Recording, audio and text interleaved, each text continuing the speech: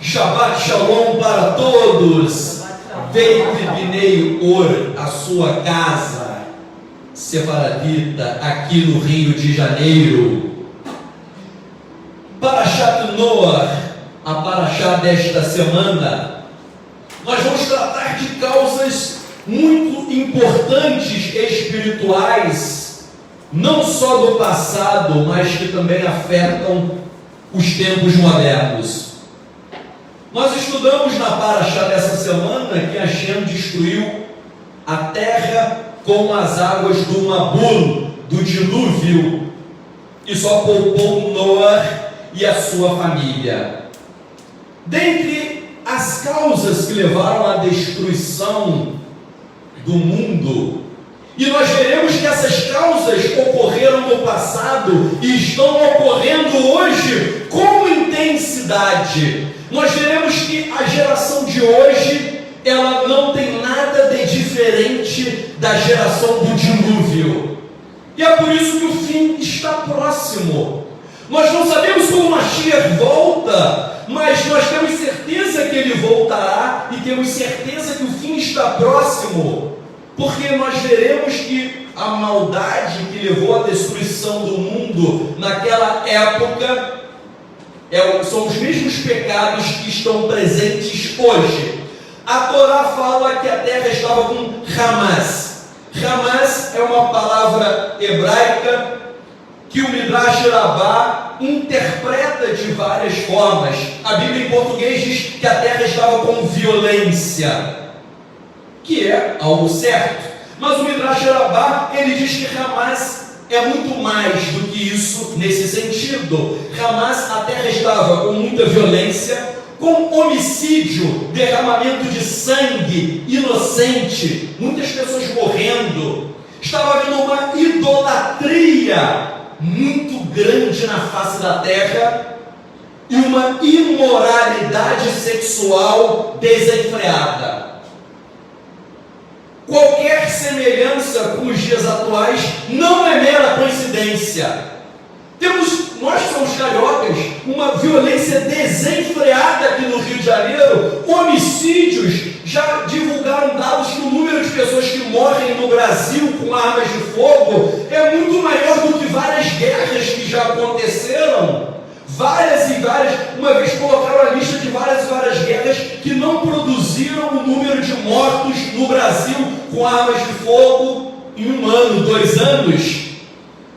Há uma violência desenfreada, há uma idolatria muito grande. Somos um país com raízes idólatras da Igreja Católica, também de religiões africanas de feitiçaria. Aí o evangélico vai falar, não, mas aqui não há idolatria. Existe idolatria também na igreja evangélica. Idolatria ao dinheiro, idolatria aos bens materiais, teologia da prosperidade, idolatria a líderes iníquos, que saem nos escândalos das pessoas, mas as pessoas continuam seguindo aquilo ali. A imoralidade sexual também está terrível.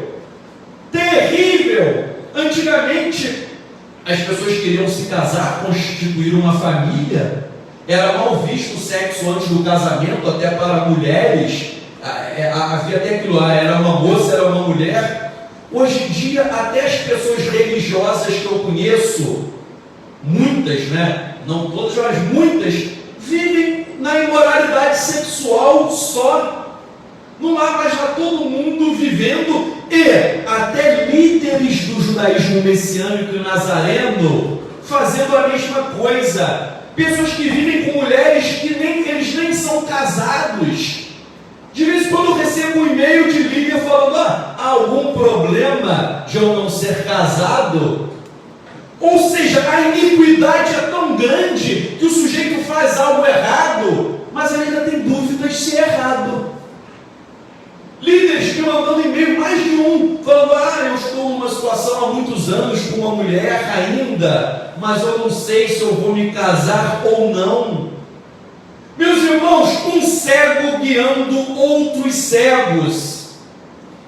Hamas acabou com o mundo naquela época época e vai acabar com o mundo hoje. Há uma profecia no Talmud que é interessante. Há uma profecia no Talmud dizendo que quando fosse legalizado o casamento de homens com outros homens, o fim estaria próximo. Está dizendo que o fim estaria próximo quando fosse legalizado o casamento de homens com homens. Isso há muito tempo atrás foi dito isso, e nós vimos que isso está acontecendo nos dias de hoje. As pessoas já não têm mais vergonha de nada. As pessoas acham bonito a imoralidade sexual. Não estou falando apenas do homossexualismo, que geralmente o pessoal fala só disso, mas as pessoas que são heterossexuais e também vivem na impureza. O Talmud Yerushalmi fala com toda a propriedade que a iniquidade era tão grande nos dias de Noé, que as pessoas cometiam crimes e ficavam impunes, que o poder judiciário da época não funcionava, que as pessoas até subornavam os juízes para ficarem impunes. Isso gerou uma anarquia. Meus irmãos, percebam a sabedoria dos rabinos do Talmud Yerushalmi, que isso é o que acontece no Brasil. As pessoas cometem crimes e ficam impunes. Às vezes aparece um escândalo, fulano é um matador, ele já teve tantas passagens pela polícia. É porque a polícia prendeu e o poder judiciário soltou. E aí dizem, o fulano já matou, já roubou, já estuprou. Eram pessoas que eram para estar encarceradas, presas, mas a polícia prende e é solto pelo poder judiciário toda hora. Aí a gente vê isso, muita criminalidade, nós vemos no Rio de Janeiro e em outros estados, mas aqui também é muito forte, uma criminalidade desenfreada, uma anarquia, que a justiça não funciona. Isso estimula a criminalidade. É isso, né? Mata os pais, qual é o prêmio? Você ganha uma série no Netflix. Você esquarteja o marido, você vai ganhar um prêmio. Agora, se você for uma professora que cuida de crianças, aí isso não pode. O Supremo Tribunal Federal proibiu evangelismo em terras indígenas. Há muitos missionários que vão em terras indígenas, sabe para quê? Para levar cestas básicas. Porque eu tenho um talmide meu que trabalha com índios. As pessoas vão entregar cestas básicas. Aí o Supremo Tribunal Federal não pode. Eles falam que os índios comem só mandioca. Se você não levar mais nada, só come mandioca. Aí não pode. Vivemos um país tão injusto que até ir lá dar uma palavra e levar a cesta básica não pode. Aí isso é um evangelismo. Você não pode cooptar os índios. Meus irmãos, o nível de imoralidade, de decadência que gerou a destruição da terra é o mesmo nível de decadência hoje. Sanhedrin, no Talmud 57a, fala que a palavra Rashratá, traduzida como corrupção, é uma corrupção de uma imoralidade sexual desenfreada, uma adoração aos ídolos. Verdade, eu conheço muita gente até de igreja evangélica que você vê a mulher andando na rua, parece até, com todo respeito, uma prostituta. Você não saberia a distinção de uma coisa, de uma ou outra. E quantos líderes com escândalos, de vez em quando aparece, né? O fulano é um pastor evangélico, está no 5º casamento, 4º, cantor gospel, né? Cantor gospel assim, ele começa pobre, aí ele é casado com uma mulher, quando ele fica rico, ele vai arrumar uma mais nova, aí a mulher da mocidade dele já não presta mais. E o pior é que o camarada faz isso, é imoral, todo mundo sabe, aí o camarada faz show gospel e lota. Se as pessoas fossem sérias, não iria ninguém falar, o camarada é imoral, ninguém vai, está vazio, acabou a carreira dele. Mas ele fica pessoas aplaudem e dão ibope. Sabe por quê? Porque as pessoas fazem a mesma coisa. As pessoas fazem a mesma coisa, elas são imorais também. Então elas até gostam de um líder imoral, porque falam, olha, se o líder faz isso, eu também posso. O meu líder faz, então eu também posso. Um acoberta o outro. Nós estamos até conversando um dia desse, parece até máfia, que um protege o outro. A literatura rabínica fala que foi até liberado na época do dilúvio o sexo com os animais. Virou algo assim, padrão, fazer sexo com os animais. Recentemente o Canadá aprovou uma lei dizendo, que você pode fazer sexo com animais. Meus irmãos, a terra estava cheia de ramais, e ramais está acontecendo hoje. É interessante que a Torá fala que a terra se corrompeu.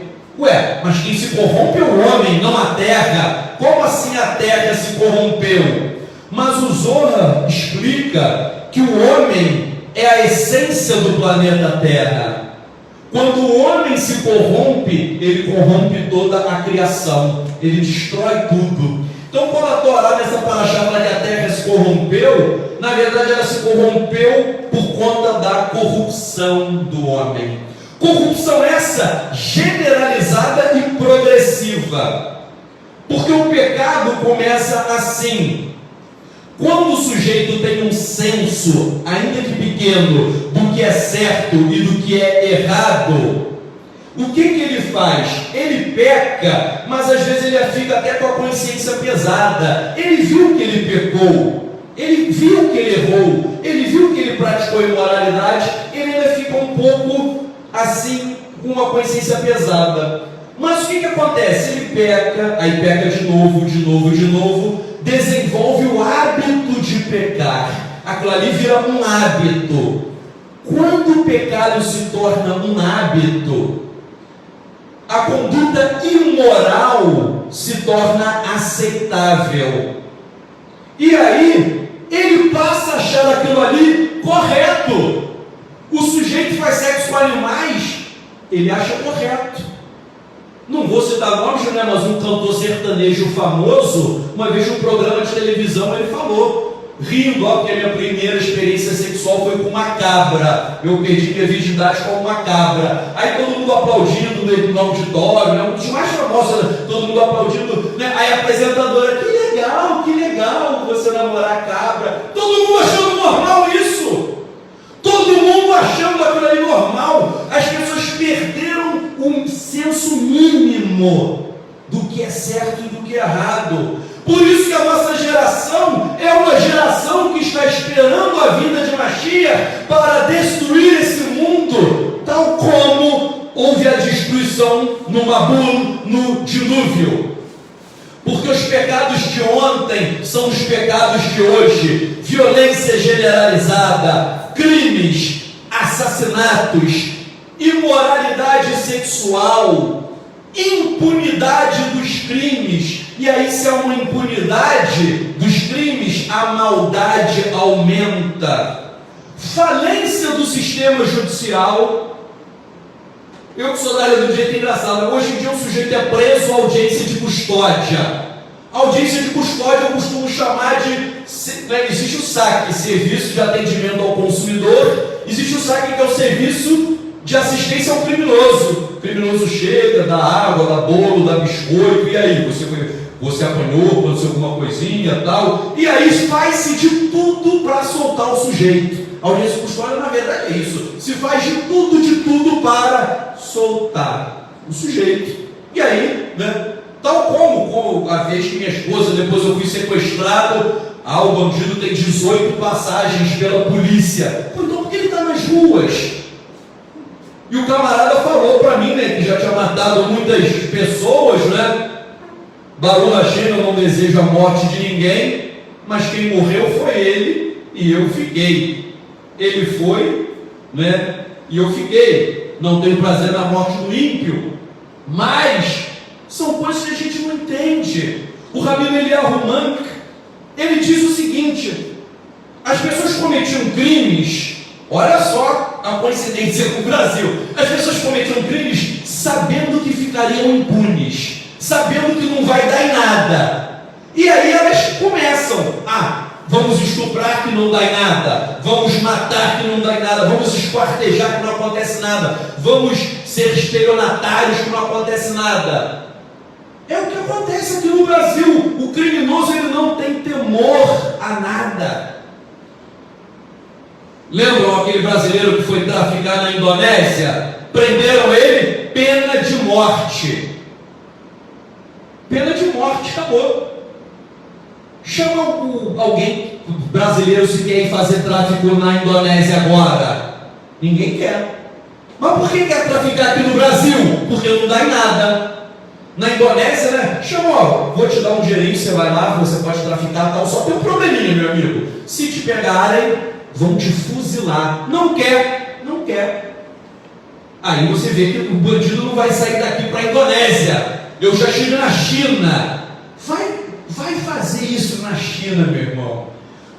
Na hora, meu irmão, na hora vão te dar um sumidouro. Não vai ter direitos humanos, não vai ter audiência de custódia, não vai ter nada. Vai ser sumidouro chinês. Cadê? Sumiu, desapareceu, se escafedeu. É interessante que quando eu fui para a Indonésia, uma pessoa chegou para mim: Samuel, você não tem medo de ir para a Indonésia, não? Por que eu teria medo? Não, porque lá eles matam traficantes. Eu falei: eu não tenho medo porque eu não sou traficante, poxa. Estou indo lá para pegar uma praia, para pegar uma onda, surfar, né?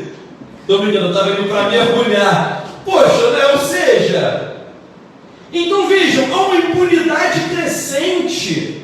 Tanto é que Yeshayahu, Isaías 5, verso 20, ele fala algo de séculos atrás, mais de 1000 anos atrás, que se aplica hoje.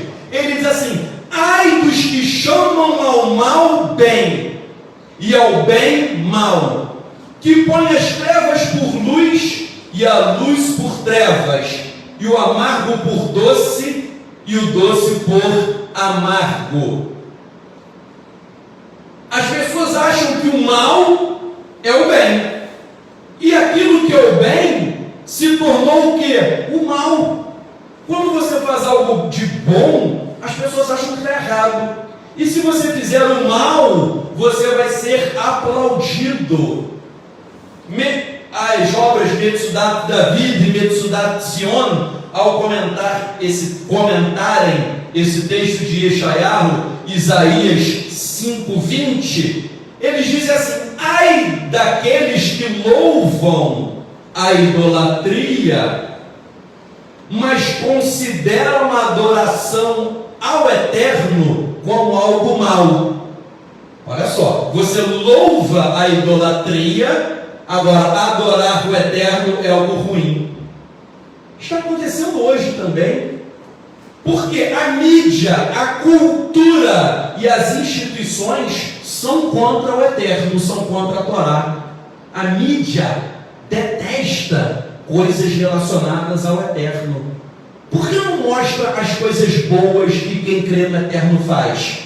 Mostra bandido matando, roubando, estuprando, isso dá ibope. Mas por que não mostra trabalho social, transformação? Por que não pega ali uma prostituta, a Rede Globo, e bota uma prostituta que se converteu e mudou de vida? Não vai fazer isso, não vai fazer, para dar um testemunho ali. Artistas que se convertem. Por quê?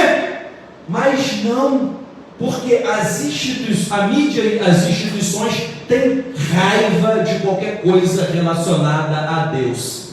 E é por isso que o Supremo diz: não pode evangelizar terras indígenas. Sabe por quê? Porque tem raiva, tem ódio de qualquer coisa ligada a Deus, ainda que não diga. Percebam algo interessante. A Torá fala que Noé era um tzadik tamim. Nós temos até hoje aqui a parte em hebraico, lendo a Torá. Tzadik tamim é um justo perfeito, é um justo íntegro. Ele era um justo, tzadik tamim literalmente é um justo perfeito. E é interessante que a Torá fala que Noé era um tzadik tamim, um justo perfeito, antes de mencionar os seus descendentes. Depois fala dos filhos, Shem, Ham e Afet. Só que Rashi explica o seguinte: por que a Torá diz sobre Noar que ele era um justo perfeito antes de mencionar os seus filhos? A Torá fala isso para mencionar que o maior descendente de um homem são as suas boas obras, as suas boas ações. O maior descendente que você deixa aqui na terra são as suas boas obras. Isso é até maior do que os filhos que você deixa aqui na terra. Então, a Torá fala que Noar era um justo perfeito antes de mencionar os seus filhos, para mostrar as boas ações. Porque Noar era um homem que não se contaminou. Ele vivia em um mundo perverso, mas ele não quis se contaminar. O primeiro passuk, o primeiro verso da Parashá diz assim: Ele é toledot Noar ish tzadik tamim hayab edorotav edha Elohim hithaler Noar. Estas são as gerações de Noar. Noar era um homem justo, perfeito em suas gerações, e com Elohim andava Noar. Ele andava com o Eterno. Agora, o mistério da língua hebraica está escrito assim: Ha Elohim hithaler Noar. Com Elohim andava Noar. A palavra Elohim, a última letra é o Men. A palavra hithaler, a última letra é o Kaf Sofit. E Noar, a última letra é a letra Het. Se você pegar então Gênesis 6, verso 9, em hebraico, Gênesis 6, 9. Se você pegar as três últimas palavras, e nessas três últimas palavras, você pegar as letras finais de cada uma dessas palavras e ler de trás para frente, vai formar a palavra Raham, que significa sábio, sábio. Então, Ha-Elohim hithaler Noar, com Deus andava Noar. Isso em hebraico, você pega as três últimas letras que você vai ter e ler de trás para frente, que você vai ter a palavra Raham, sábio.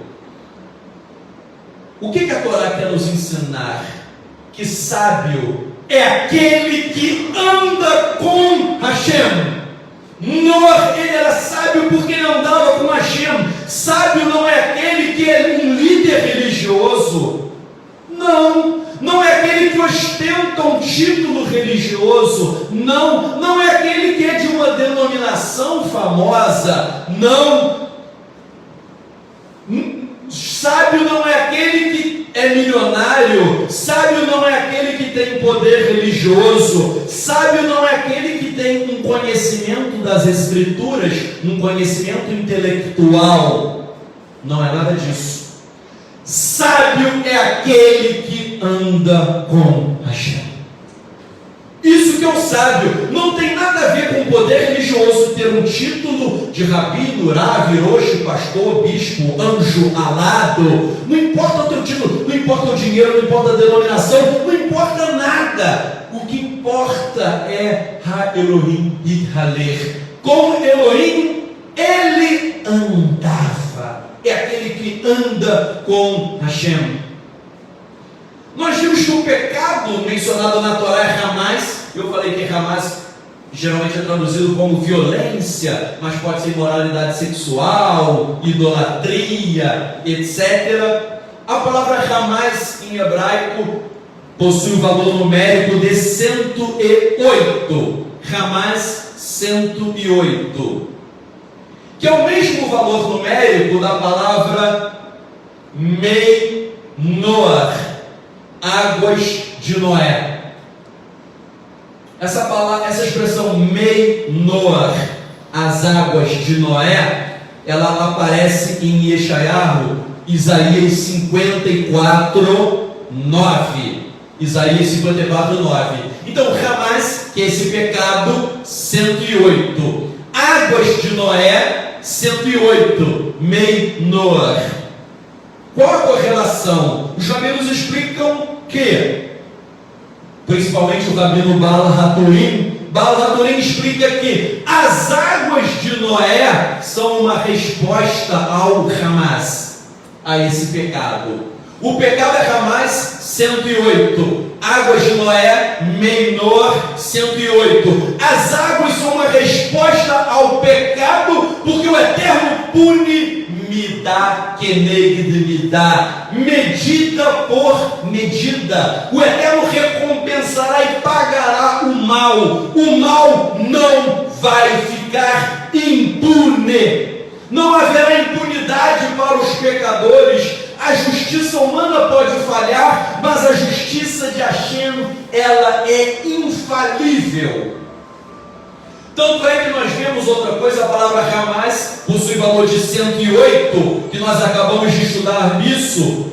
Outra palavra que possui o valor numérico em hebraico de 108, sabe qual é? Gehinom. Gehinom, que é traduzido geralmente como inferno, é o Vale do Rinom, uma alusão ao inferno. Então, Hamas, esse pecado, 108, inferno, Gehinom, 108.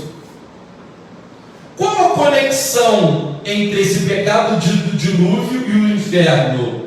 O rabino Baal HaTurim diz assim: se Hamas é um pecado ligado ao dilúvio, que tem o mesmo número de Gehinom, que é inferno, e o inferno a gente sempre lembra de fogo, isso não é cristianismo não, tá? Isso é judaísmo. Baal HaTurim fala que o inferno uma pessoa queima com fogo. Então ele diz que a geração de Noé foi lançada ao inferno. Só que o Eterno lá botou, sabe o que? Água fervendo. Ferveu as águas do dilúvio. A galera foi para o inferno e cheguei aqui agora, né? O ímpio acha que o inferno vai ser uma maravilha. Então, ele chegou lá, era cheio de água, o sujeito morreu afogado. Agora eu escapei. Chegou no Gehinom, tinha água. Água de praia? Não, era água fervendo, o camarada queimando ali, fervendo. Isso é Baal HaTurim. O pessoal acha que inferno é cristianismo, é judaísmo ortodoxo. Tanto é que o Talmud Yerushalmi, no Tratado de Sanhedrin 10:3, fala que o Eterno, que o inferno é composto do seguinte: o Eterno pegou as águas do dilúvio, transformou depois em fogo. Então o fogo hoje do Gehinom, o fogo hoje do inferno, ele foi feito com as águas do dilúvio, que o Eterno transformou a água em fogo. Como? Porque ele é o Eterno. Então, olhem só, a punição do dilúvio é uma alusão à punição do próprio inferno. E o Talmud Yerushalmi diz que as chamas do inferno são feitas com as águas do dilúvio. Interessante, né? Porque o dilúvio foi o quê? Uma punição. Foi uma punição, e o Gehinom também é um lugar de punição. Outra coisa que nós aprendemos nessa Barachá é que Noé, ele não se contaminou com essa geração. A Torá diz que ele era um tzadik também, um justo perfeito.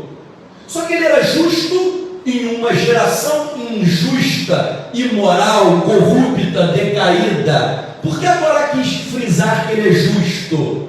Para mostrar que ele não se contaminou. Meu irmão, isso é muito profundo. Ele não se contaminou. O que isso tem a ver conosco hoje? Nós vivemos também em uma sociedade injusta e iníqua. E qual é o problema das pessoas? As pessoas religiosas estão se contaminando. O sujeito está se contaminando. As pessoas chegam, eu conheço, né, não vou citar nome, mas moça evangélica, que se veste, parece, né, se veste de forma indecente, aí o que a pessoa vai pensar? Não, mas isso é a moda. Se é a moda, pode. O que é isso? Contaminação. As pessoas veem programas sujos e torpes na televisão. Todo mundo gosta dessa série, ela é boa, uma série do Netflix é boa, todo mundo gosta. Se todo mundo gosta, eu também gosto. O que é isso? Contaminação. Vocês podem ver que a religião, ela está contaminada com o mundo, contaminada com a carne. Eu não sei se é verdade, né? Mas minha esposa até conhece o moço no nome dele. Tinha um pastor que falou, né? Eu não sei se é verdade, né? Que eu falo assim: vai ser criado motel gospel. Porque ali, entendeu? Você quer fazer algo, aí você vai para o motel gospel. Eu nem sei se isso, mas ele falou: aí pode, porque é gospel. Porque é gospel. Né? Já existe balada gospel. Já existe uma série de coisas. Eu estou dando um exemplo que as coisas vão se pervertendo. No judaísmo também, muita coisa, né? Já falei que já houve casamento de rabino ortodoxo homossexual. O que é isso?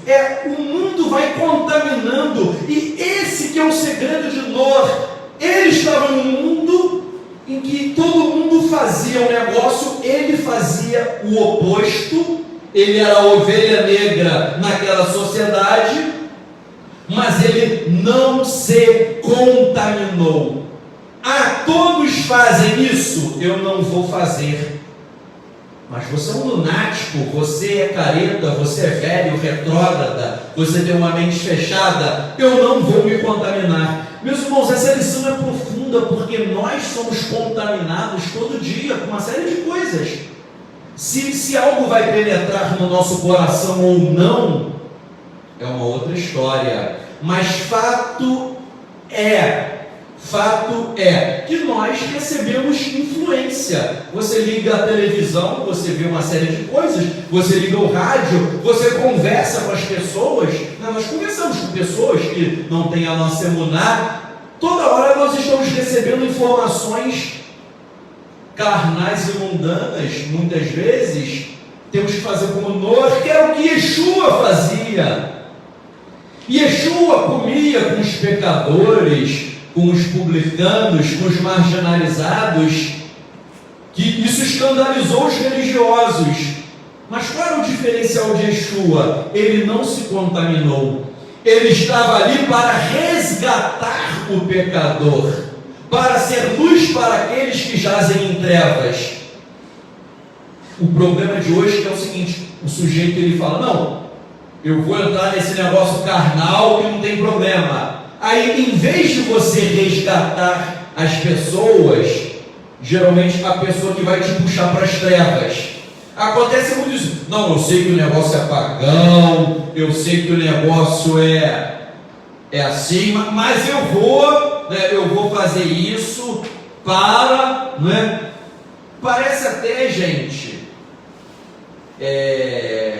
história minha, mas minha esposa sabe, não vou citar nomes. Até uma pessoa que faleceu, uma vez veio se aconselhar comigo. Ela falou, meu marido é pastor, não sei o que tal. Aí eu descobri que ele passou a noite em um motel com um travesti. Descobri, daí eu fui falar com ele, e ele falou, não, meu amor, o negócio é o seguinte, eu conheci um travesti, eu evangelizei. Aí eu chamei o travesti para um motel, para a gente ter mais intimidade, eu ficar evangelizando ele ali dentro, na cama, tal. Quer dizer, na cama ele não falou, mas ali dentro, eu estou supondo. Então, eu só estou mostrando como isso é perigoso. Geralmente, isso é um caso extremo, até grotesco, mas eu conheço muita gente que fala, não, isso não tem problema, que eu vou lá para alcançar os perdidos. Aí o camarada que te arrasta para as trevas. Meus irmãos, o mundo foi destruído pelo Mabul, pelo dilúvio, e Yeshua voltará para julgar a terra. Essa paraxá é importante porque ela fala dos dias atuais. Ela fala sobre o retorno de Yeshua, porque o tema da Parashat Noach é o mesmo tema do retorno de Yeshua. Qual é o tema do retorno de Yeshua? Julgamento, juízo sobre a humanidade. É isso, o tema é o juízo. E percebam, nós temos testes, tribulações, adversidades nesta vida, e às vezes reclamamos da luta, reclamamos da prova. Só que vejam, Noé ficou 120 anos construindo a arca. 120 anos.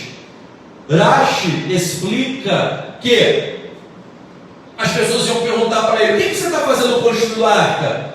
E ele dizia: o Eterno vai destruir o mundo em breve, eu estou construindo a arca, eu não sei a data exata, mas ele vai destruir. Vocês têm que se arrepender, vocês têm que fazer techuvar.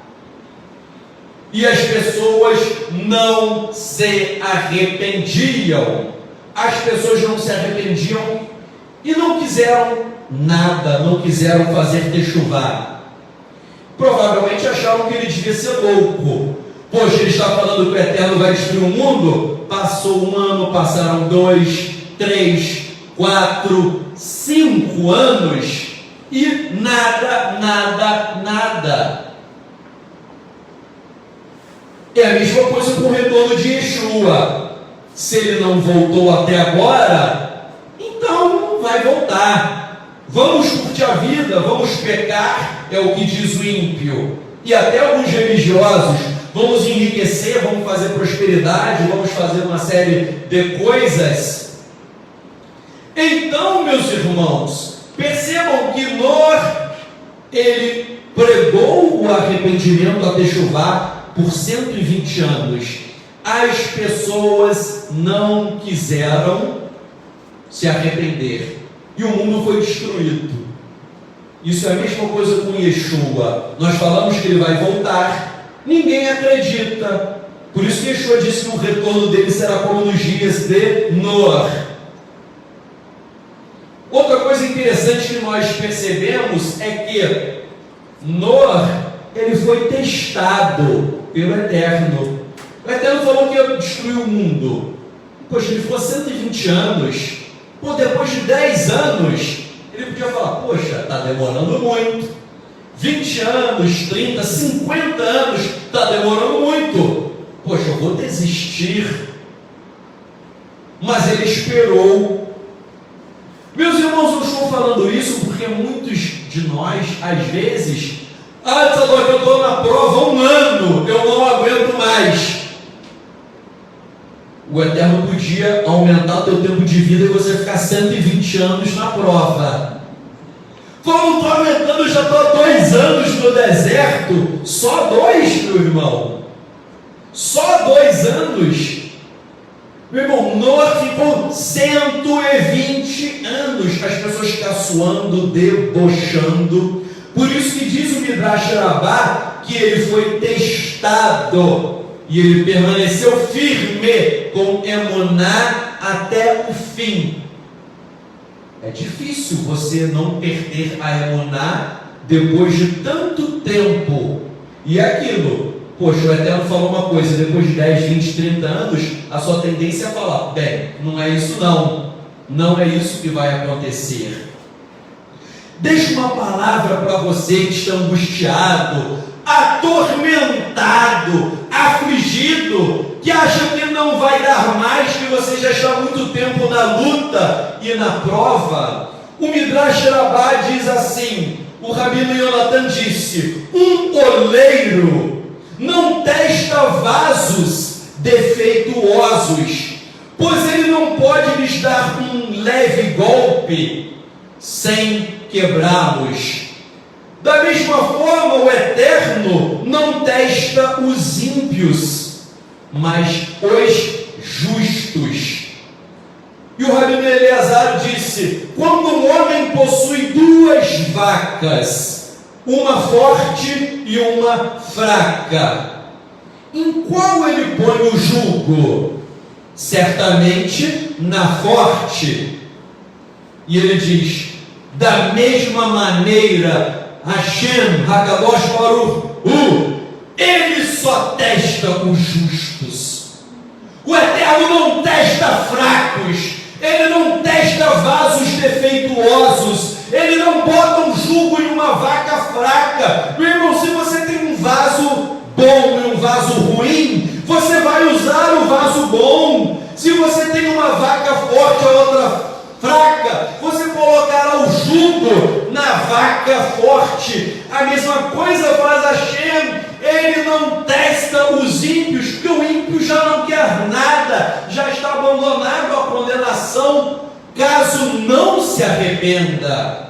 Caso não se arrependa, ele já continua ímpio, mas o Eterno quer moldar, ele quer lapidar. Você que está na prova, você que está na luta, saiba que isso pode ser um bom sinal. Pode ser que Hashem está olhando para você e está dizendo: você é um vaso bom para ser testado, você é uma vaca forte, e é por isso que o jugo estará sobre você.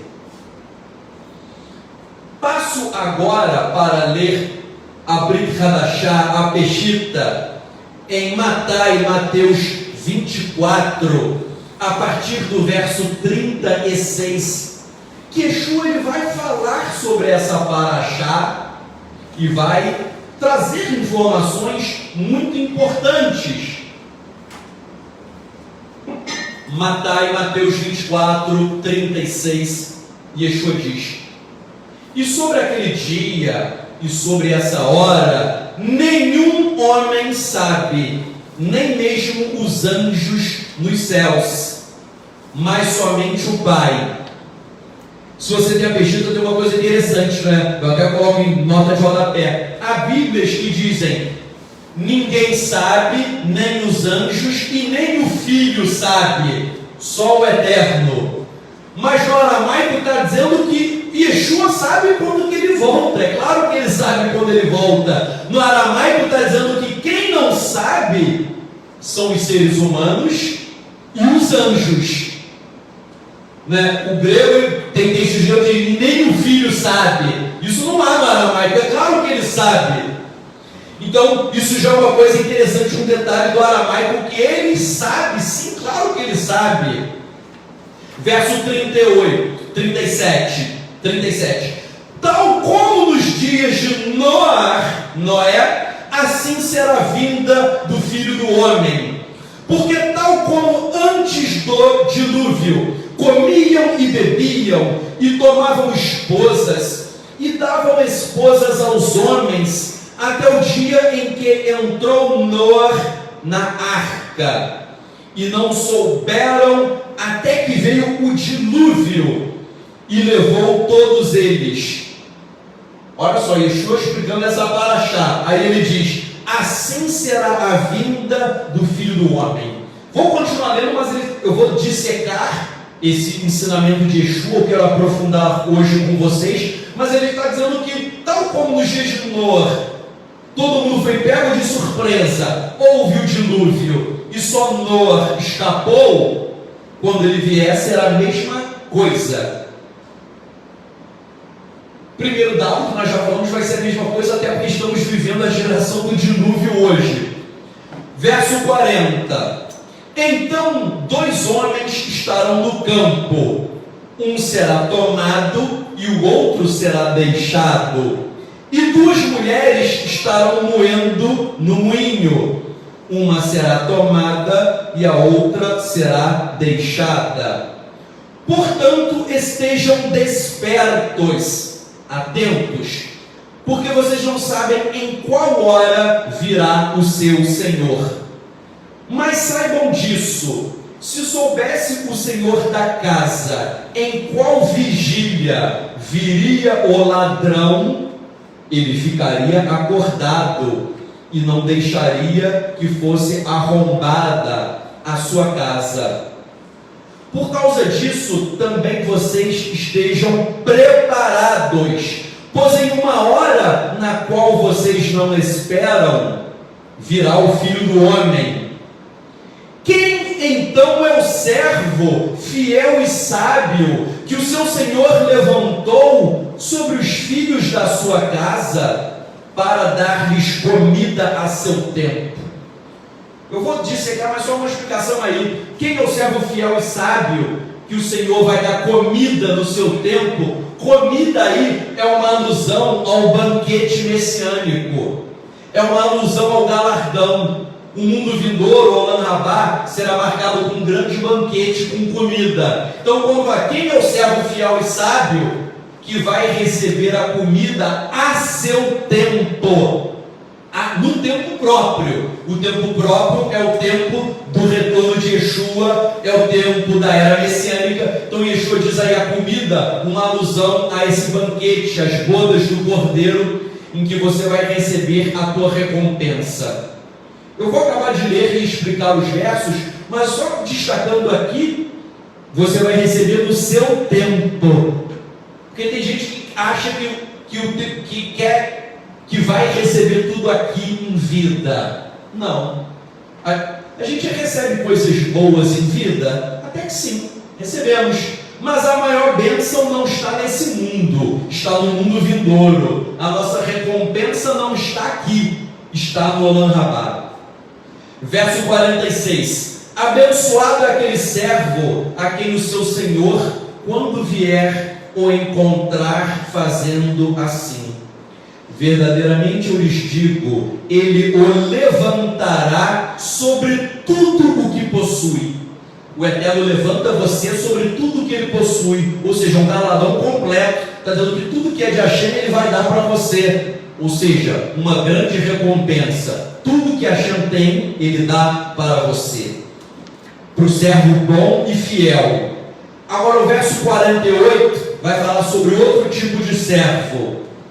Mas se disser o servo que é mau, agora o servo mau, em seu coração, o servo mau diz: meu senhor demora a vir, e ele começar a espancar os seus conservos, e a comer e a beber com os bêbados, virá o Senhor daquele servo em dia em que não o espera e em hora que não sabe. O Senhor vem, verso 51, e irá cortá-lo em pedaços e colocará sua porção com os hipócritas.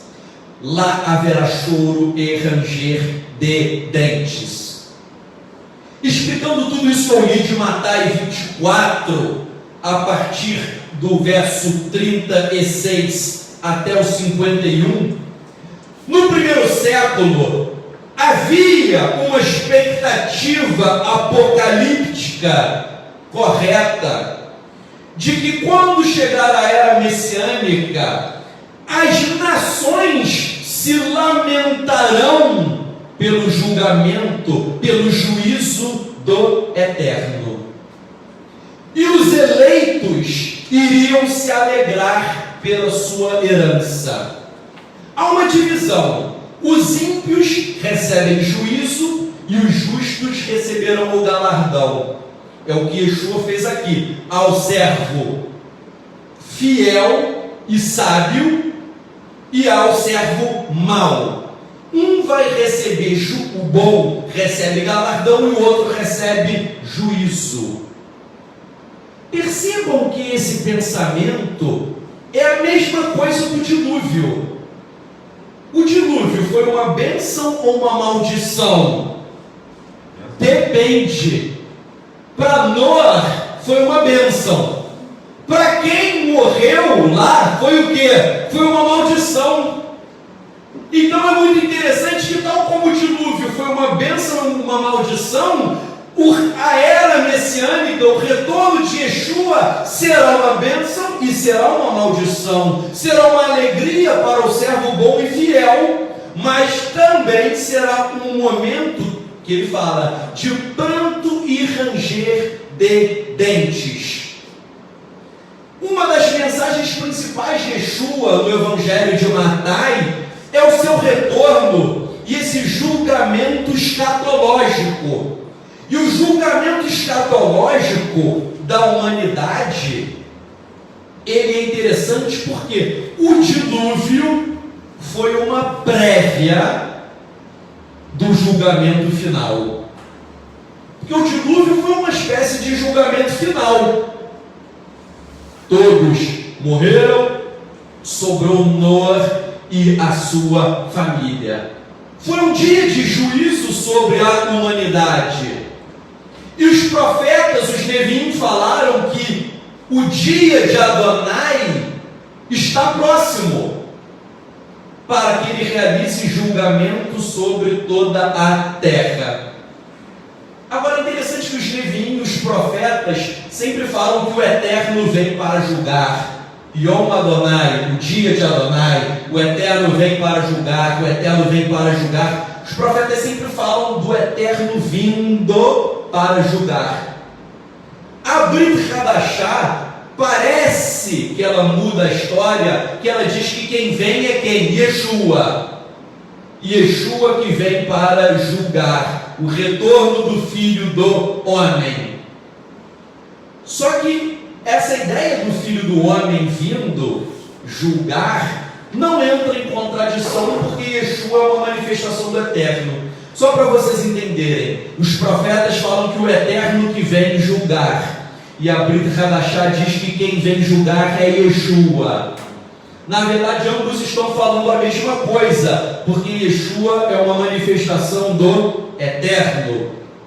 E digo mais, a vinda do Filho do Homem para julgar a humanidade, isso não está apenas na Brit Hadashah, não. Daniel, o profeta, Daniel 7, 13 e 14, ele diz: eu estava olhando nas minhas visões da noite, e eis que vinha com as nuvens do céu, como o Filho do Homem, e dirigiu-se ao ancião de dias, e o fizeram chegar até ele. Foi-lhe, para o Filho do Homem, foi-lhe dado domínio, glória, o reino, para que todos os povos, nações e homens de todas as línguas o servissem. O seu domínio é domínio eterno, que não passará, e o seu reino jamais será destruído. Então Daniel fala do Filho do Homem para exercitar esse juízo escatológico sobre a humanidade. Mas haverá pessoas de todos os povos, tribos, línguas e nações que irão servi-lo. Na passagem de Mateus 24, que nós acabamos de ler, Yeshua fala que ele viria como um ladrão e o Senhor está dormindo. Se o Senhor está dormindo, o ladrão está vindo à noite. Essa ideia do Mashiach vir à noite, isso faz parte do pensamento judaico.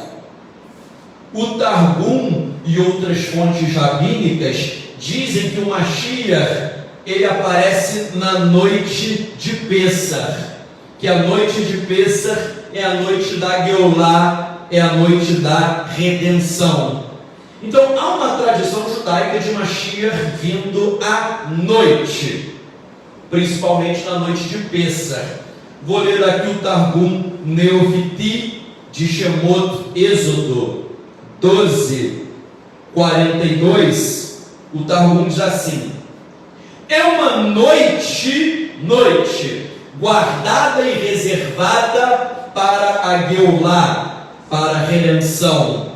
Quando o mundo chegará ao seu tempo determinado, olha só, ao tempo determinado para ser redimido, os julgos de ferro são quebrados e as gerações de maldade serão apagadas.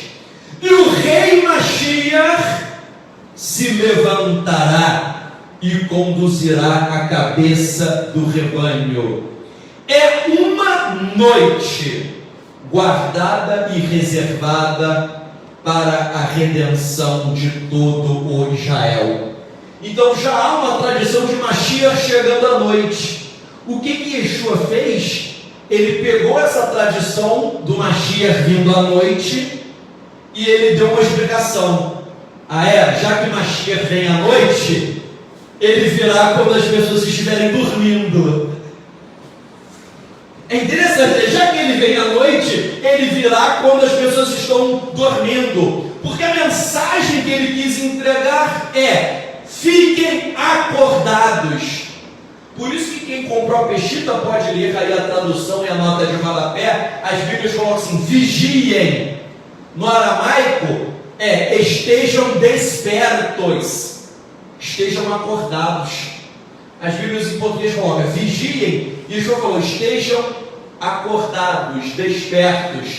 Por quê? Porque é uma alusão à noite, é quando você dorme. Fique acordado, fique ligado, fique preparado.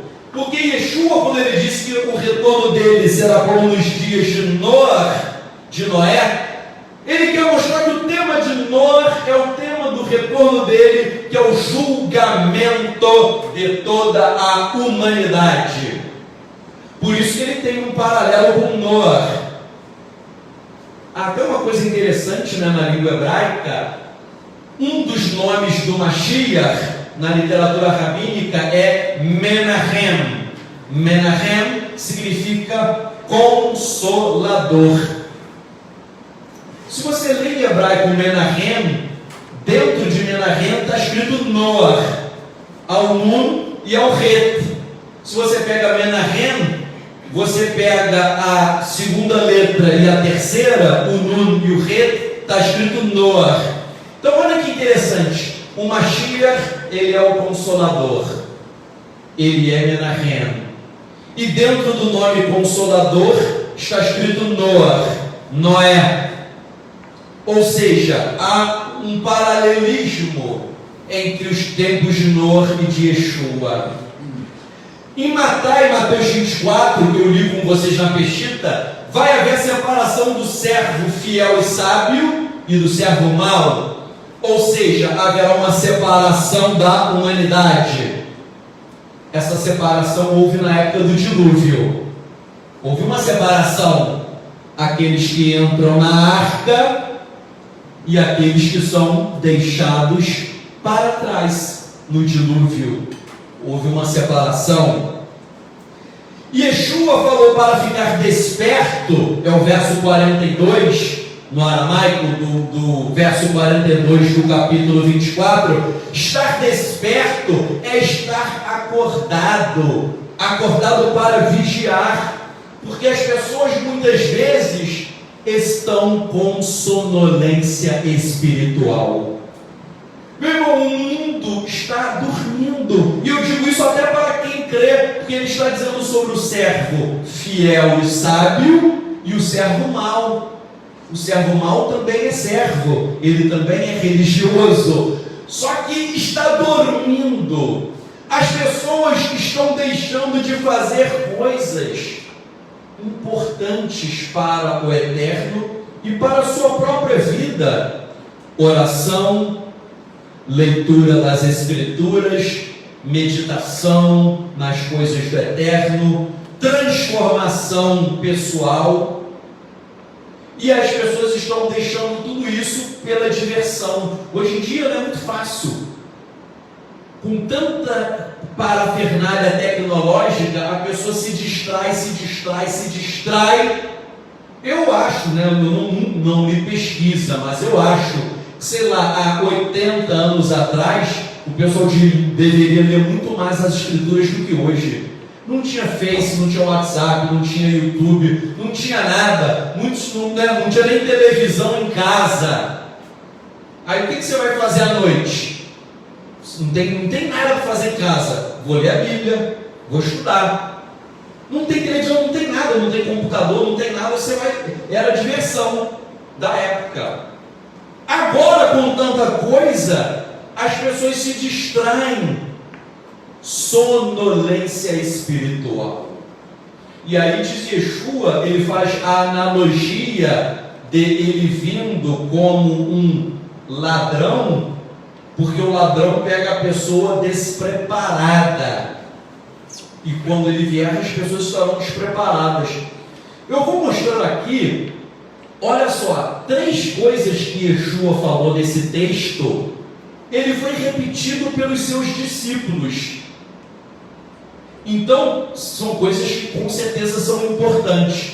Repito, Yeshua falou 3 coisas que os seus discípulos repetiram em outras cartas. Repetiram em outras cartas. Então, se eles repetiram, significa que é algo importante. Quer ver um exemplo?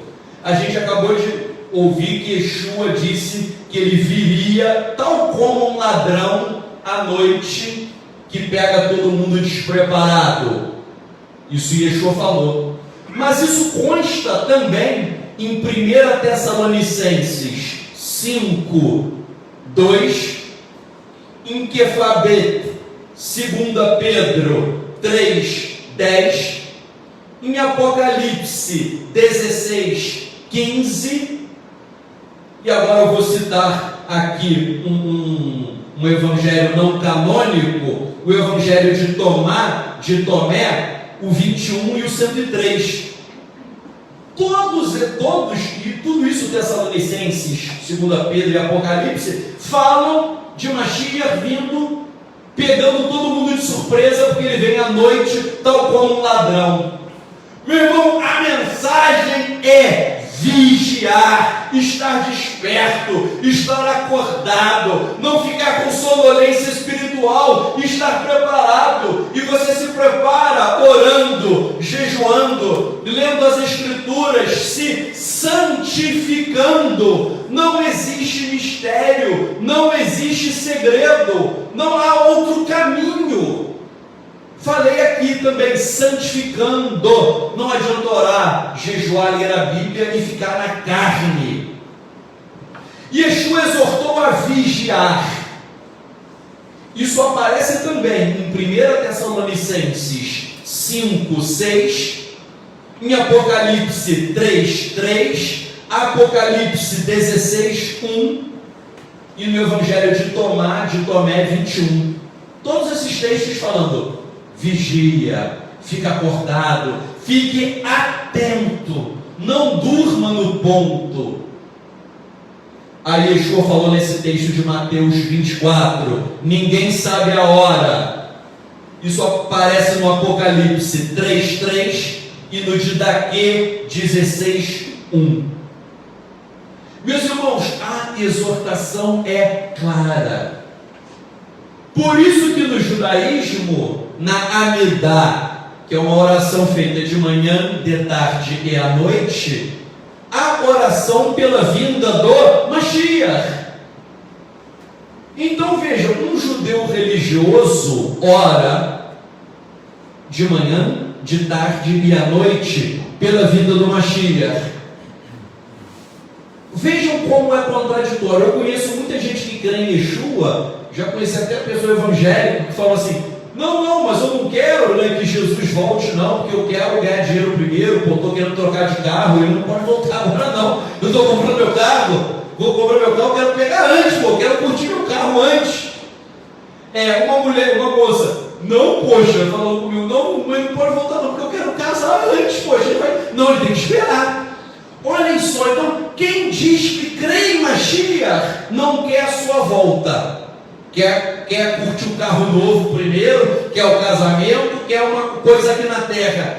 E alguns que não creem, oram. Está na Amidá, meu irmão. Todo judeu ortodoxo ora, manhã, tarde e noite, e pede o retorno de Yeshua. Isso é muito mais judaico, porque, sinceramente, é difícil conhecer um evangelho, e com todo respeito, tá bom? Não estou criticando ninguém, mas é verdade. É difícil falar se alguém fala: eu oro de manhã e de tarde e de noite pela volta de Yeshua.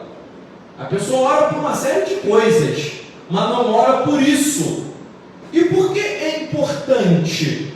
Porque Yeshua falou que ele vai voltar, ninguém sabe a hora e você tem que vigiar, tem que estar acordado.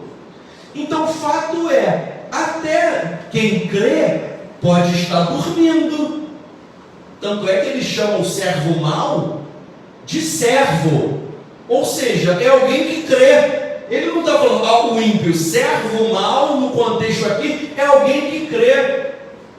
Por isso que o Talmud diz em Sanhedrin 97b, que ninguém deve tentar calcular quando o Mashiach vem. Isso é uma mensagem aí para muita gente que fica dando data, né? Tem muita gente que gosta de dar datas. Não tem como calcular. Agora, o que você deve fazer, diz o Talmud em Sanhedrin 97b, é esperar por ele ansiosamente, ainda que ele demore. Ainda que ele demore, eu sei que ele vai voltar, eu vou esperar. E vou esperar. Vou orar de manhã, de tarde, de noite, pelo retorno dele. Meu irmão, se você orar de manhã, de tarde, de noite, o dia que ele voltar, você orou ali pelo retorno. Você está preparado. Você está preparado. Porque daí, pode ter, você está orando e ele chega. Aí você fala, poxa, minhas orações foram ouvidas. Vejam, nos dias de Noé, as pessoas, disse Yeshua, comiam e bebiam e se davam em casamento. O que é se dar em casamento, que muita gente não entende? Que naquela época o pai chegava, né? E quando casava, tinha que ter autorização do pai, e o pai autorizava, olha, você vai casar com a minha filha, então ela está sendo dada em casamento, ok? Não é venda de mulher, não, eu estou entregando minha filha para se casar com você. O que Yeshua está relatando? As pessoas estavam comendo, bebendo, estavam se casando. O que significa isso? Fazendo coisas comuns. Casamento é algo do dia a dia, que as pessoas fazem. Comer e beber é algo do dia a dia. Ou seja, Yeshua quis dizer que as pessoas estavam vivendo uma vida prazerosa. Elas estavam curtindo a vida sem preocupação com coisas espirituais elevadas. Eu estou pensando no casamento, em comida e em bebida, ou seja, em coisas terrenas. Nos dias de hoje, Yeshua ia falar assim: o fulano estava comendo, bebendo, se casando e pensando na teologia da prosperidade, pensando no BMW zero que ele quer tirar da concessionária, pensando no iate, no helicóptero. Seria isso que ele falaria nos dias de hoje. A pessoa está pensando, não que seja errado você ter alguma coisa, ok? Não é errado você ter, claro que não. O problema é onde estará o teu coração, ou você colocar aquilo ali acima de todas as coisas. Meus irmãos, Yeshua quis destacar o tema da prontidão. Estar pronto, estar preparado. Ele fala no texto que eu li, ele fala assim: 2 homens estarão trabalhando no campo, um será tomado e o outro será deixado. 2 mulheres estarão trabalhando no moinho, uma será tirada e a outra será deixada. O que é isso? Um é tirado e o outro é deixado. Quando você lê Mateus 24, que é o mesmo capítulo 24, verso 31, ele diz que quando ele volta, ele dá ordem aos anjos para recolher os escolhidos, para recolher os eleitos. Então, quando Yeshua fala, 2 homens estão no campo, um será tirado o quê? Pelos anjos, e o outro vai ser deixado. 2 mulheres estarão trabalhando no moinho, uma será tirada pelos anjos, e a outra vai ficar ali. O que é ficar ali? É literalmente o que? Deixados para trás. Deixados para trás significa deixados para a condenação, tal como nos dias de Noé, porque nos dias de Noé, poucos entraram na arca. Poucos. Gente, pelo amor de Deus, celular no serviço é dose, né? Na verdade, não é nem cachê, é igual o celular do Shabat. Não coloco nem inglês. Né? É bom desligar, gente. Vejam, então, deixados para trás. Nos tempos de Noé, houve o deixados para trás. Quem ficou lá na água vai ser condenado. Olha a linguagem de Yeshua: um será tirado e outro será deixado. É a mesma coisa que aconteceu no dilúvio. Um será tirado pela arca, e outros serão deixados no dilúvio. Yeshua coloca, e eles será como nos dias de Noé. A única diferença é que no dilúvio uns foram salvos pela arca, e aqui Yeshua fala que os anjos irão o quê? Recolher. Recolher não é para o sujeito morar no céu, não. É recolher para encontro, diz Tessalonicenses, recolhidos para se encontrarem com Yeshua nos ares. Vai encontrar com ele nos ares, porque ele vai descer com os Kedoshim, com os santos. Ele vai descer para proferir julgamento e iniciar a era messiânica. Então é uma cena assim de salvação e de condenação. Por isso, meus irmãos, que nós não podemos dormir. A Torá diz que Noé foi um tzadik tamim, um justo perfeito. O rabino Eliyahu Mank diz que o que significa um justo perfeito?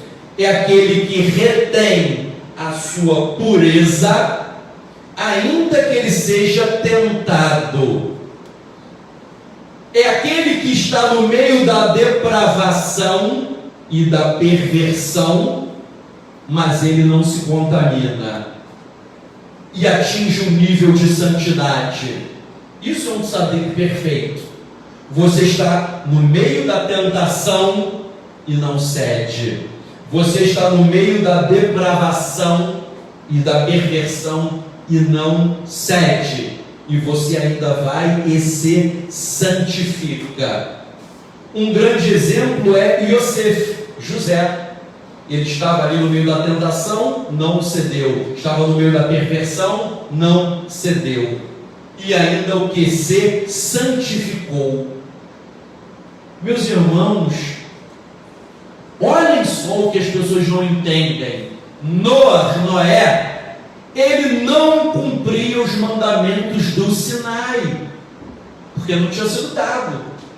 Ele não tinha tzitzit, ele não tinha tefilim, ele não guardava as festas bíblicas que vieram só depois, ele não tinha uma série de coisas, mas a Torá diz que ele é um justo perfeito, um tzadik tamim. E é por isso que o judaísmo fala com razão que há pessoas que não são judeus, não praticam o judaísmo, mas podem ser justos, tal como Noé. Tem gente que eu conheço que fica criticando o evangélico. O evangélico não guarda as festas bíblicas. Noé não guardava. O evangélico não usa tzitzit. Noé não usava tzitzit. O evangélico não tem mezuzá. Noé não tinha mezuzá. Mas a Torá diz que ele era um tzadik tamim, um justo perfeito. Perfeito. Onde eu quero chegar? Que alguém pode não ter tzitzit, não ter mezuzá, não ter tefilim, não guardar as festas bíblicas e chegar ao padrão de Noé. Por isso que o judaísmo tem esse nome de Binei Noé, que há muita deturpação na ideia do Binei Noé, há muita deturpação. Agora eu já vi muita gente dizendo assim: eu não quero ser como Noé, eu não me contento em ser como Noé, eu quero ser judeu. Meu irmão, se você, o Eterno olhar para você e falar, você é um justo perfeito, isso não é pouco não. Noé é justo perfeito. Eu já me disse, eu não quero ser dos Binei Noé, eu quero ser judeu. Noé é pouca coisa. Imagina até não falar para você assim: você é um tzadik tamim, é um justo perfeito. Meu, é muita coisa. Aí o sujeito ele quer ser judeu na carne. Aí ele não é nem Binei Nor, filhos de Noé, filhos, né? Estou usando no plural para a galera entender. Eles que dizem isso não são nem Binei Nor, filhos de Nor, não são nem Binei Israel, filhos de Israel. Aí eu falo, meu irmão, tu não é nem Binei Nor, tu é Binei nada. Tu é Binei nada, filhos do nada. Porque você não é de Tzadik Tamim, você não é judeu, então você virou um nada, que é pior ainda. Ser igual Nor não é pouca coisa não, meu irmão. O pessoal é louco, esse momento da Teixuva é louco, não porque é pouca coisa. Meu irmão, se o Eterno olhar para você e falar que você é um justo perfeito, meu irmão, é motivo para você ficar alegre por toda a eternidade. Agora é engraçado que o camarada que quer ser alguma coisa, geralmente esses que estão na carne. É engraçado que todo mundo que eu conheço que quer ser alguma coisa é porque ele está na carne. Até porque quem é um justo perfeito, tu acha que ele está procurando título? Você acha que ele está procurando aplauso? Você acha que ele está procurando palmas? Um justo perfeito, você acha que ele está procurando like no Facebook? O justo perfeito, ele não está nem aí, que é o caso de Noa. Todo mundo ria de Noa, todo mundo debochava e ele não estava nem aí. Noa fazia a pregação dele, todo mundo dislike. Era assim, ninguém gostou da pregação dele, né? A pregação dele era todo mundo negativando. Nota do Noa no Google, 0 estrelas. Todo mundo falando mal. Era assim, se tivesse ali as redes sociais, né? Noa ia ser o cara chatão, né? Todo mundo. Aí é engraçado que o pessoal fala, ia olhar a nota dele, pô, a nota dele está ruim, todo mundo deu dislike, então isso não presta mesmo. Meu irmão, vou te falar uma coisa: o verdadeiro profeta, o verdadeiro Navi, o profeta não fala o que você quer ouvir, o verdadeiro profeta fala o que vai doer na tua alma. Voltando aqui, Yeshua, versos 45 a 51, para finalizarmos. Ele pergunta no verso 45: quem é o servo fiel e sábio? Engraçado, né? Raham, sábio. Nor era sábio. A gente viu aqui a permutação de letras, que Nor era sábio. Quem é o servo fiel e sábio? Aí Yeshua responde no verso 46: abençoado é o servo a quem o seu Senhor, quando vier, o encontrar fazendo assim. Encontrando fazendo assim o quê? Vigiando. O verdadeiro servo é aquele que obedece ao seu Senhor. O verdadeiro servo, ele não faz algo de si próprio, da sua própria vontade. O que é um servo? Um escravo. O escravo, ele faz só aquilo que é mandado, ele não pode escolher. Essa é a ideia do servo. O servo, ele não faz algo da vontade dele, ele só obedece, sem questionar. O verdadeiro servo, ele nem questionar. Pensem até, né, para ficar mais fácil, na época da escravidão, não tinha os escravos chegar e, olha, eu quero dialogar, eu não concordei com isso. Não tem essa, é só obedecer. Essa é a imagem de Yeshua. O servo fiel e sábio é aquele que só obedece. No verso 47 ele diz que terá uma recompensa. Ele diz: ele o levantará sobre tudo que ele possui. Tudo que Hashem tem, ele vai dar para você. E aí no verso 48 e 49, ele começa a falar, 48 e 49, do servo mau. Ele fala que o servo mau começa a espancar os conservos, começa a beber e comer com os bêbados. O que é isso, né? Isso é uma metáfora. Bater nos conservos, comer e beber com os bêbados. Isso é uma metáfora para uma vida imoral. Na verdade, é uma vida imoral em todos os sentidos. Que Yeshua não queria dar uma lista quilométrica de todos os pecados. Ele não queria falar bestialismo, sexo com animais não pode, homossexualismo, ser estelionatário, ele não quis dar a lista. Então ele usou assim: comer e beber com os bêbados, espancar os conservos. Ou seja, ter uma vida moralmente incorreta. E esse servo, ele é mau, mas ele é servo.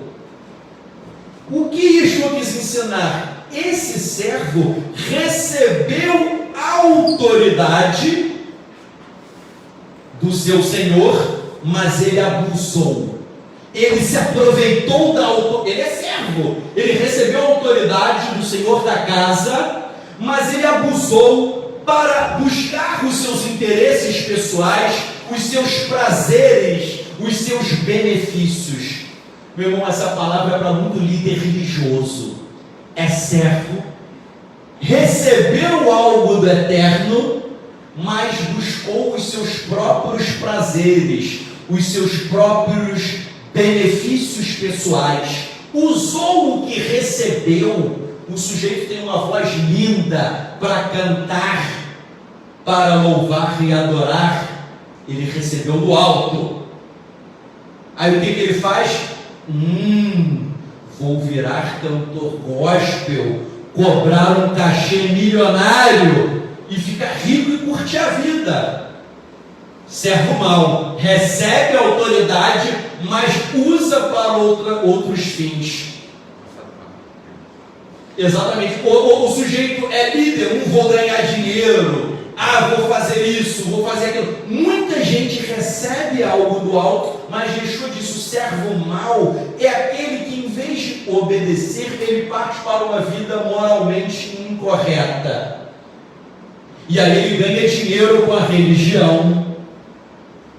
Né? Israel, quem mora lá, há muito rabino também que, infelizmente, faz comércio. O pessoal pensa aqui no Brasil, aqui a gente pensa evangélico porque tem muitos aqui, né? Muitos, a gente vê muita coisa porque é um país cristão. Mas Israel, o judaísmo, há muito rabino que ganha dinheiro com a fé e só quer dinheiro.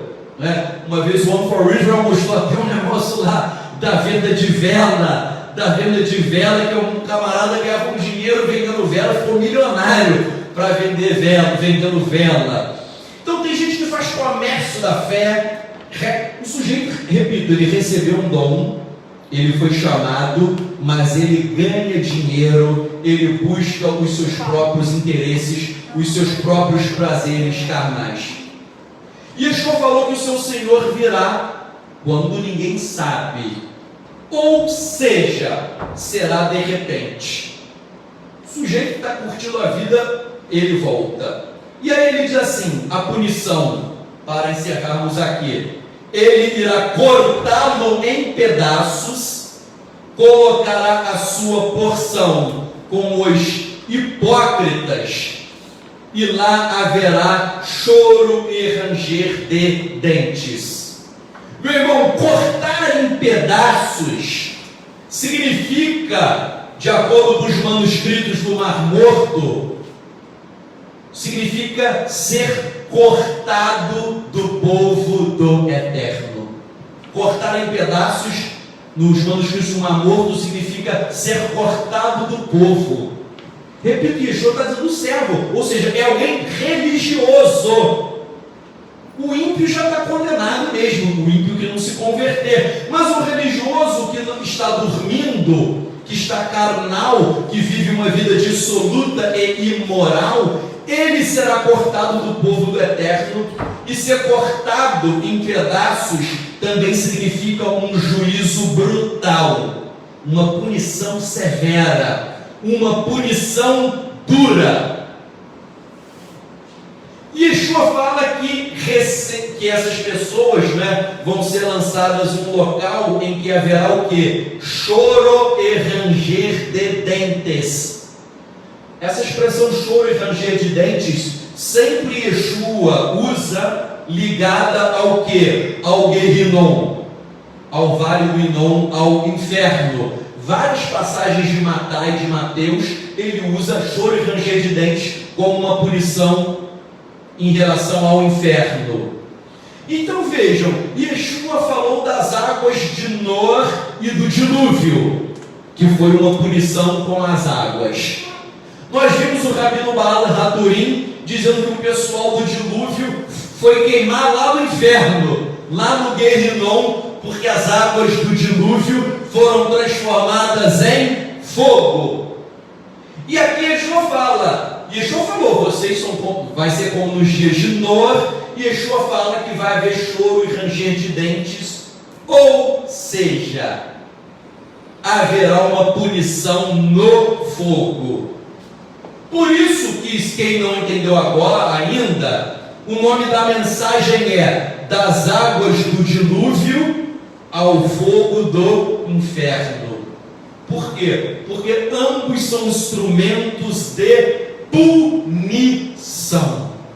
Ambos são instrumentos de juízo que o Eterno profere. E de acordo com Baal Haturim, quem pereceu no dilúvio foi para o inferno, e lá a água ferveu para queimar a pessoa. E Yeshua fala do choro e ranger de dentes, que também é uma imagem do Guerrinom, do inferno. E aí depois ele usa a cláusula final: hipócritas. Meus irmãos, essa expressão hipócritas, Yeshua sempre usa para se referir aos religiosos. Ele nunca chamou um pecador de hipócrita, porque o pecador mesmo, ele é pecador. Ele sempre usou hipócritas para os religiosos. E ele fala que os religiosos vão para um lugar em que haverá choro e ranger de dentes. Ou seja, é o Guerrinom. Yeshua está falando que os religiosos irão para o Guerrinom. Isso é uma mensagem muito forte, meus irmãos, porque geralmente o religioso, o que ele diz? Quem não crê vai queimar, mas eu sou religioso. É isso que diz o religioso. Quem não crê, eu sigo a minha religião, eu estou salvo. Quem não é da minha religião está condenado. E Yeshua diz: hipócrita, você vai também. Repito, hipócrita é quem é religioso. No aramaico, na Peshita eu coloquei várias notas de rodapé. A expressão aramaica para hipócrita literalmente significa aquele que retira a sua face. É como se você tem uma verdadeira face, um rosto. O que é o hipócrita? Você tira a sua face e você apresenta uma outra. Você apresenta aquilo que você não é. É como se você colocasse uma máscara. O teu rosto verdadeiro saiu e entrou ali um outro rosto, uma outra fisionomia de alguém que na verdade não é você. Essa mensagem, meu irmão, de Yeshua é uma mensagem dura. Em Mateus 7, 13 e 14 na Peshita, ele diz: entrem pela porta estreita, porque larga é a porta e espaçoso o caminho que conduz à perdição, e muitos são os que vão para ele. Quão apertada é a porta e estreito o caminho que conduz à vida, e poucos são os que o encontram. Yeshua está falando que poucos irão encontrar o caminho, poucos encontrarão a salvação. A mensagem de hoje, meu irmão, é para você estar desperto, estar acordado, vigiar, não ter sonolência espiritual. É para você buscar o Eterno com oração, com jejum, com estudo das Escrituras, com cânticos espirituais. É para você ser testado como Noé por muito tempo, ainda que o Eterno te teste 120 anos. É você ser testado e não desistir, não jogar a toalha, não esmorecer, é você saber que a geração do dilúvio cometeu pecados que são os mesmos pecados de hoje, e tal como aquela geração foi pega de surpresa, ninguém acreditava, e veio uma bula, e veio o dilúvio, nós teremos o retorno de Yeshua, que nós não sabemos quando, nós não podemos calcular, mas nós sabemos que é um evento certeiro, e a pergunta é: será que estamos preparados? Será que levamos uma vida de santidade, uma vida de pureza, uma vida em que a presença do Eterno se manifesta fortemente? Ou somos hipócritas, ou somos religiosos que apresentamos uma face, mas na verdade nós somos outra coisa? Ou somos servos maus que estamos curtindo a vida, estamos curtindo programas televisivos carnais, medíocres, banais? Não há problema em ver um filme, mas o problema é quando você lê pouco a Bíblia, quando você não estuda, quando você deixa as coisas do Eterno para ver filmes, e filmes às vezes que só ensinam perversidades. Como que eu posso ter prazer em algo que o Eterno abomina? Como que eu posso ter prazer em algo que o Eterno acha abominável?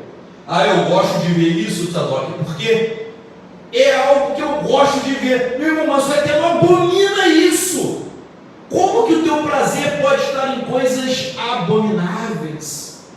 Só para você entender, e eu também não sendo hipócrita, uma coisa é, por exemplo, você vai ver um filme sobre o Holocausto nazista, um filme histórico, sobre fatos, é claro que terão cenas ruins, mas eu não estou vendo ali com um prazer, pelo contrário, estou vendo ali conhecendo a história, mas há pessoas que gostam de violência, porque o sujeito ele gosta de ver o sangue. Há pessoas que veem filmes aí com imoralidade sexual, porque ele tem prazer na imoralidade sexual. Há pessoas que estão vendo ali perversões, mas ele tem prazer naquelas perversões.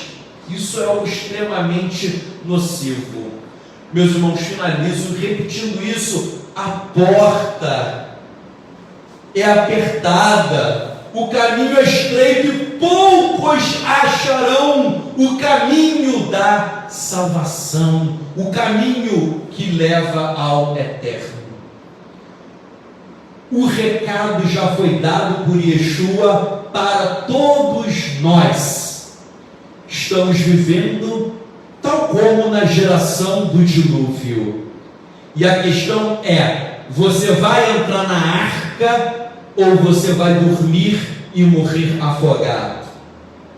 Você vai ser recolhido pelos malachim, pelos anjos, ou você vai ficar aqui para o juízo?